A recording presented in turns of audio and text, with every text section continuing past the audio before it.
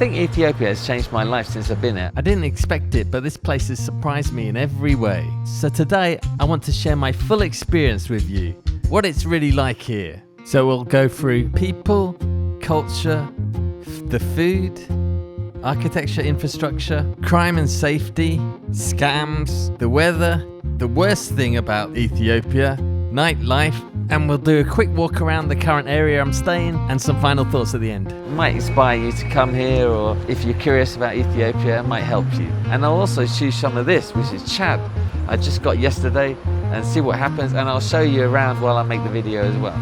So, the first one is the people. So, I'm not supposed to use, I think you're supposed to wash this, are you? Let me wash this stuff first.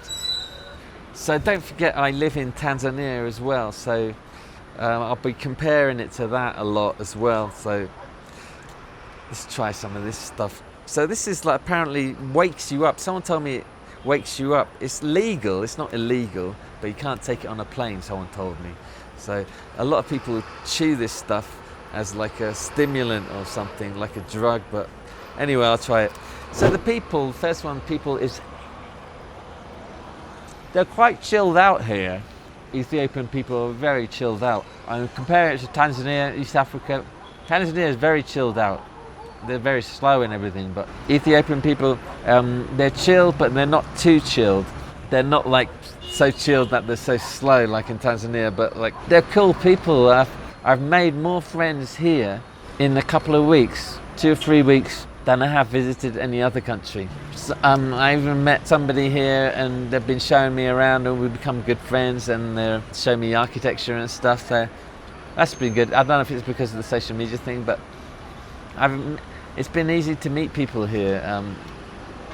So I found people, I'm a bit of an introvert, I don't speak to people that much, but here I found people are friendly, invite you for coffee, which I'll talk about later, invite you in your home, friendly to you. It's been a good experience for meeting people for me. Like for instance, I can tell you, like I went to Brazil for 3 weeks. I hardly spoke to anybody. No one was friendly there. I don't know if it's the English, but people here, yeah, there's some issues with speaking English here, but generally the people are nice. The girls are nice, but I'll be honest with you, I'm not sure about the accent for the girls. It doesn't really do it for me that much.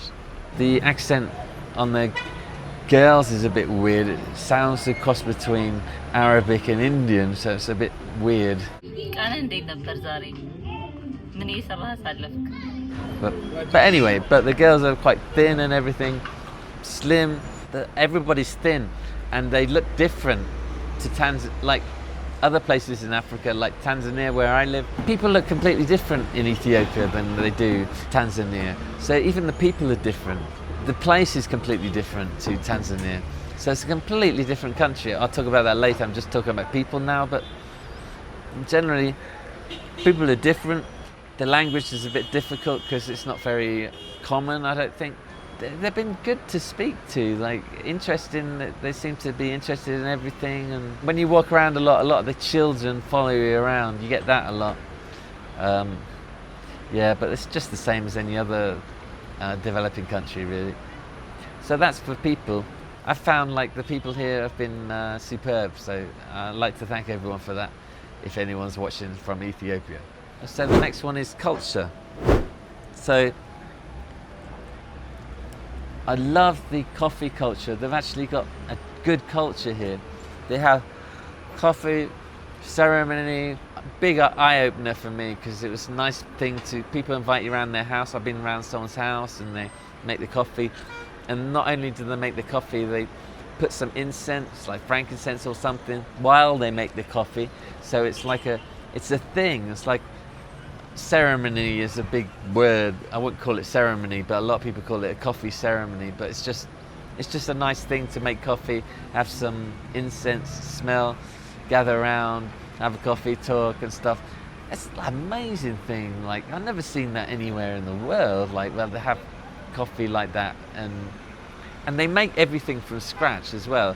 Same with the food as well. So like the coffee beans are like raw, they're not roasted, so when they make coffee in the shop or whatever you're gathering around, They wash the beans, they roast them themselves in like pan, then they grind them, do everything, then they boil it like all there. So it's like from scratch. It's like real coffee, like real coffee. It makes you think like all the coffee you buy roasted and everything, it's just like, this is real. And like while I was here as well, talking about coffee, someone told me yesterday, Starbucks, the CEOs, the managers, the main heads of Starbucks were here in Addis yesterday, walking around. It's basically the center of coffee culture in the world. So people go out quite late at night. I'll talk about that when I go to the nightlife section, but I've noticed that for the culture.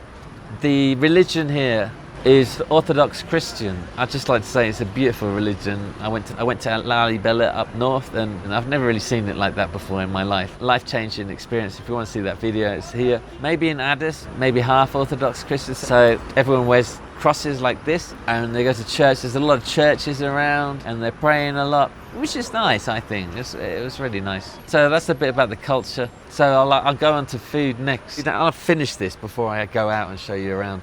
I don't know, there's good and bad points about food. I'm sitting on the borderline with the food here in Ethiopia. Some of the food I like, some of it I'm like, eh. I think it's called injera. It's like this, God knows what it is. It's like this, they make it out of these little seeds. And I don't know what the big deal with it is, but it's like a big cultural thing. It's never anywhere else apart from Ethiopia. It's this bread thing. I don't know what it is. It's like a cloth, like a tea towel. They roll it up and eat it with the food, and it's like a culture thing, and they all gather around and they break a bit off and just eat the meat and stew or whatever it is with that, like with their hands. Okay, it's nice. Ethiopian culture, it's a nice thing, but personally I'm not a big fan of it. I don't like to eat with my hands, and I don't like to like get messy with my fingers and everything. So you call me a snob if you will, but that's just me. I prefer rice or something and eat with a spoon. But they plunk all the injera on it, and then they plunk all the meat and stew, and then you got to grab the injera and just do that and eat it with your hands like that. I don't really like it that much. I think it tastes all right. And like they're like in this injera stuff. They eat loads of it. Like, what's the big deal with it? It's not that nice. It's like, and bread as well. It's all fucking injera and bread all the time. And they're all fasting all the time as well. So like, I hardly ever eat or go out. It's like other stuff. Went down south, had like goulash, which was really nice because that's with rice or vegetables or something. But meat is like fucking shortage or something. They say they have meat, but like, yeah, you can get meat, but it's all cut into little bits all the time, and it's like really chewy. It's not that great. You can't get a big slab of fucking steak or something. It's just difficult to find in a restaurant or something. So I was like down south for like 5 days. I had to go to a butcher and like get them to cook it for me and eat it there. And then when I came back to Addis, I was so deprived from meat that I had to like, I went to like a mall and asked for a whole chicken, this restaurant. It's like a fast foodie restaurant. I asked for a whole chicken, and like it took them bloody ages to make it. I was like, what's going on? Is it ready yet? And they had like chickens on the stew displayed. I said, there's one over there. Like, why do I have to wait like for half an hour for this? And it finally came, and it was like pink inside. I said, it's not cooked properly. It's like, I don't know, what's the deal with meat here? It's like they don't cook it very often or have it. And then, coming on that, they eat raw meat. I went around someone's house and someone's telling me about this, and then it was there when around someone, it's suddenly put on a plate. Was the jar around the plate as well? They plunked loads of raw meat, and everyone's gathering around cutting it like beef, cutting raw meat, cutting a slice, dipping it in this butter sauce that makes it edible, makes it taste better, and then eating the raw meat like big chunks of beef steak. So I tried a bit. It was okay, but like I wouldn't go crazy about it or anything. Yeah, so they eat raw meats as well. It's a bit crazy. But there are some places you can get. I need to finish this before I go out. I'll show you around the next section. Let me finish this stuff. There's all stalks here. Are you supposed to eat this thing? So I'm going to walk to this place that sells goat meat. I'll see if I can find it. I went there once. Someone took me to. I'll see if I can find it. It was quite nice, but some places, they were really nice food though. That was the other thing as well. I went round this Christmas Day, Ethiopian Christmas Day. They had this Ethiopian special chicken, and you make it for Christmas. It was really nice and everything, but fucking, it's all sauce. There's no chicken there. They said, oh, we're going to have Christmas chicken. There's like, what, 2 drumsticks. The rest of it was sauce and jara, and there was like 3 of us, and that was it. Like, so they're all eating the jara and some sauce. No one was hardly eating any meat. It's like, see, I want meat. I don't want fucking, to me, like sauce and jara, it's just empty calories for me. It's like just carbohydrates. There's nothing much in it. I want protein. Anyway, let me just finish this. Let's try and walk around and I'll show you some of Addis and go on to the next topic, which is architecture and infrastructure.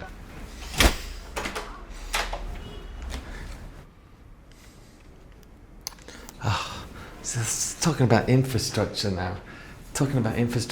Like this place, there's only 1 lift. And like it's a huge hotel, but generally though the infrastructure is pretty good. Actually, it's better than Dar es Salaam. I'm quite impressed actually with the facilities, the buildings. There's a part of town it's like Dubai almost. They're putting a lot of money into this place. Actually, I'm pretty impressed with the place, to be honest. I mean, this place I'm staying is pretty... God, this hotel's right next to the red light district. But there's some parts of town that are like pretty upper class, pretty well developed. They also have pavements here, which, well, there's none here, but like there's a lot of pavements in some parts of the city. They don't have that in Dar es Salaam or other countries in Africa.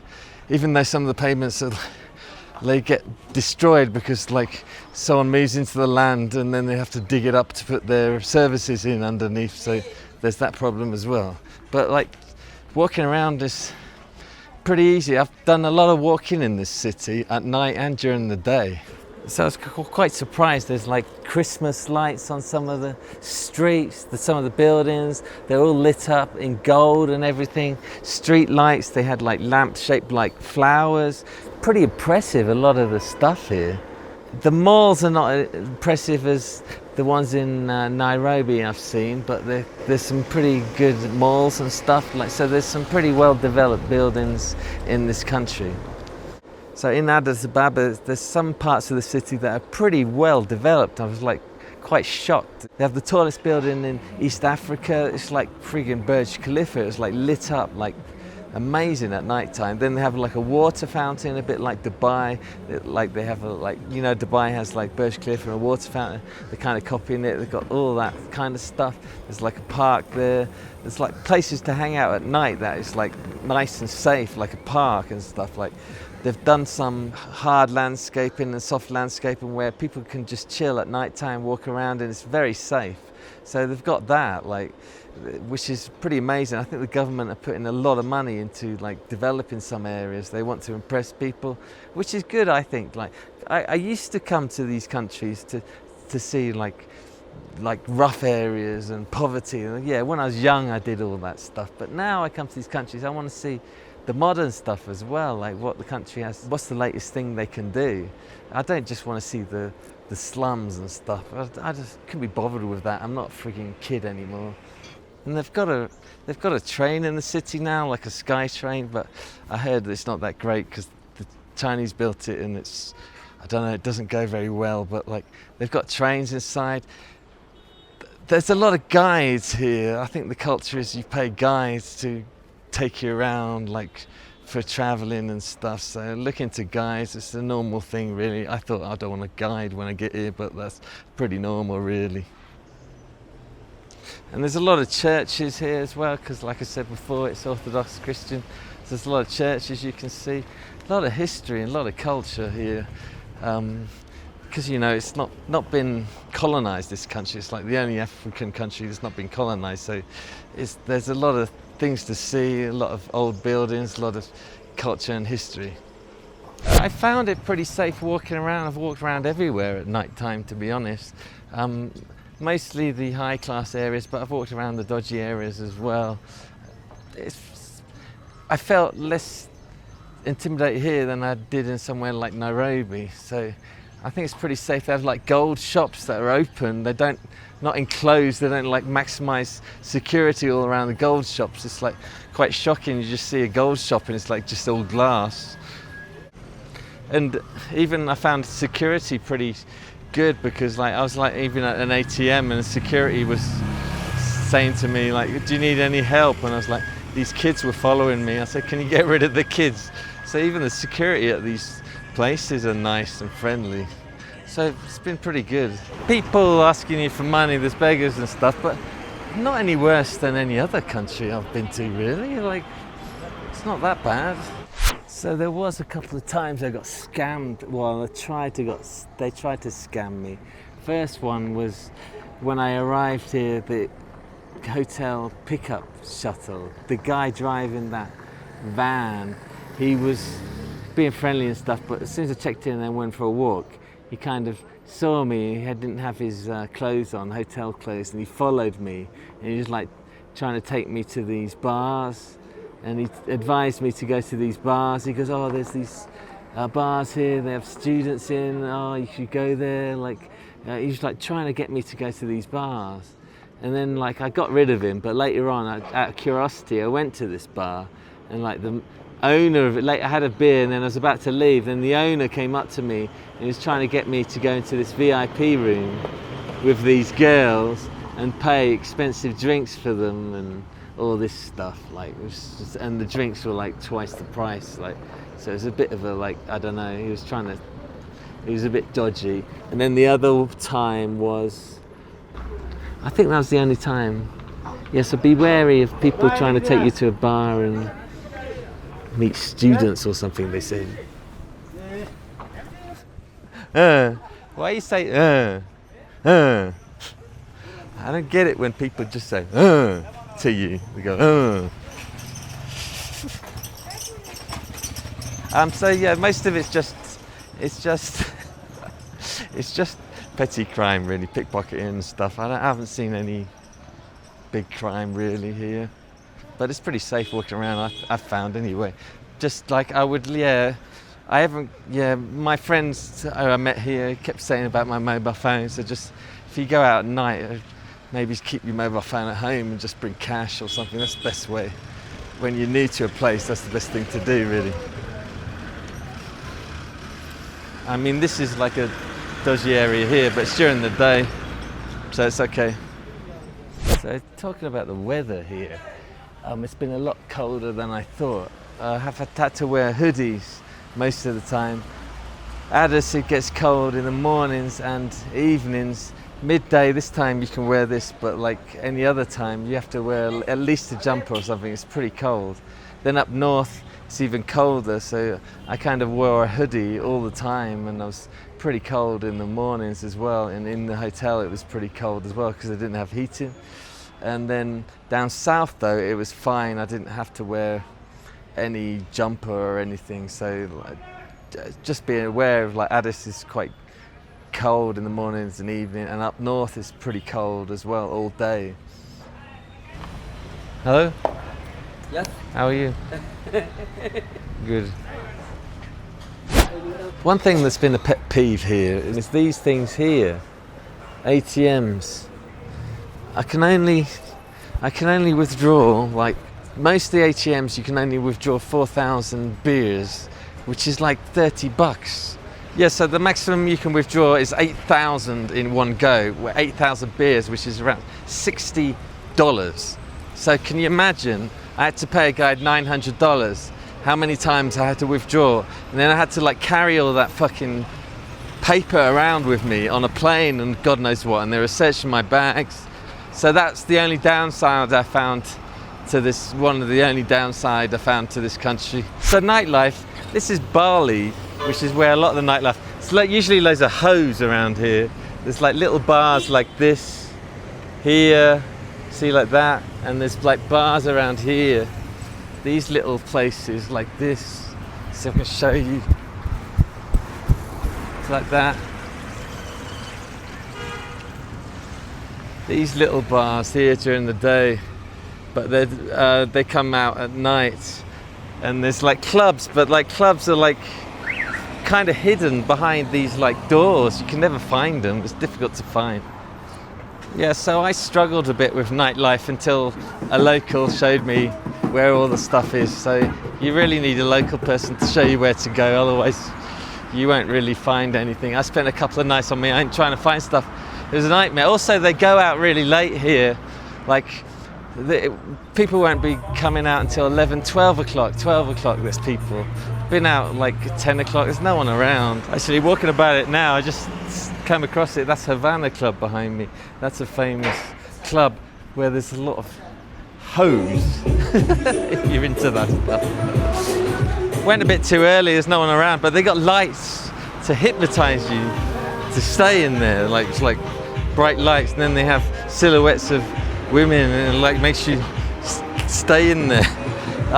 The VIP culture here is like worse than Tanzania. It's like you go in, 95% of the tables you have to buy a bottle, otherwise you have to go and sit elsewhere at the bar. So I don't know what the big deal is, the VIP culture here. Behind me, that was a nightclub. I think I went there last night, Bar Mellow, and yeah, that's what happened. We went in there because we weren't buying a bottle of whiskey. We had to sit at the bar because all the tables had reserved on them just for people who want a bottle of whiskey.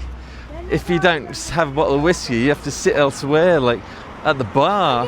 But every table was like had reserved, but they weren't reserved. They're just for people having bottles. So this is Mickey Leyland Street. So there's a lot of bars on this area. So like if you want to go out at night, I would try and get a hotel on this area. It's in Bali area. See what I mean? There's kids. So but this is the area if you want hardcore nightlife, local style. Now this is a good place. Surprise! Went there one night. Has like a bar in the middle, people around. But upstairs is all VIP balconies, which is a bit weird.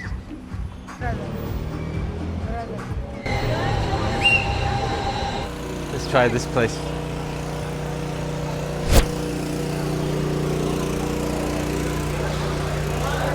So overall, I'd recommend coming here. There's not only like the people are nice, the food's okay, and all that stuff. Apart from the stuff I mentioned,